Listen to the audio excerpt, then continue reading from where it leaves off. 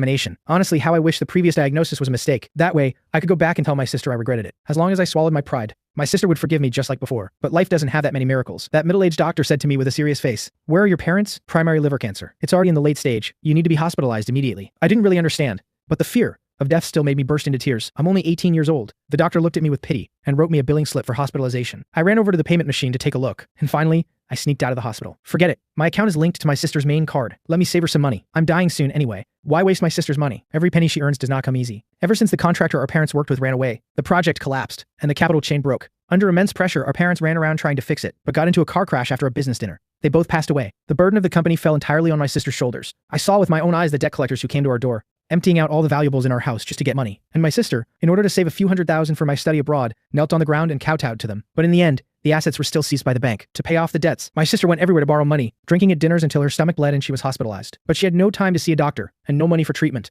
As soon as she woke up, she left the hospital and continued to run the business, begging everyone and acting like their servant. I cried and begged her to wait until she recovered before working, but she said she was made of iron and she would be fine. Tell me, isn't my sister quite silly? Actually, I wanted to share her burden. I wanted to tell my sister that I didn't need to study abroad, and I was no longer the pampered young master from before. I could give up everything, and I could even work part-time to make money and support her. But I never expected that at such a critical moment, I would get the most expensive disease to treat. Mr. Diary, do you also think I'm completely useless? The reporter's eyes turned red. It seems your brother truly had a hidden reason for leaving back then. Getting liver cancer at such a young age, it's really so pitiful. Huo Wantong sneered. This pity play is quite well acted. Reporter Lin, don't be fooled by him. Huo Nian is the best at lying. When he was little, he lied to our parents that he sprained his ankle, terrifying our entire family into running around in circles for him and sending him to the hospital. His acting has always been excellent. I hope so. Last night, I suffered from insomnia again. It's not that I don't want to sleep. I really just can't fall asleep. The illness is getting worse, and without buying medicine, I really can't endure the pain. But I don't have money. Now, there is something even more important. If I don't pay the rent, I'll be kicked out by the landlord. I'll really have to experience sleeping under a bridge, like I joked with my sister when we were kids. I used to read martial arts novels and thought it was so cool for a great hero to sleep under a bridge. But now that I've grown up, I'm actually very scared. With no money to spend, I had no choice but to take the gifts mom and dad gave me and list them for sale online. They were among the very few things I brought with me. But when people actually came to ask about them, I kept making up excuses to reject them. At the end of the day,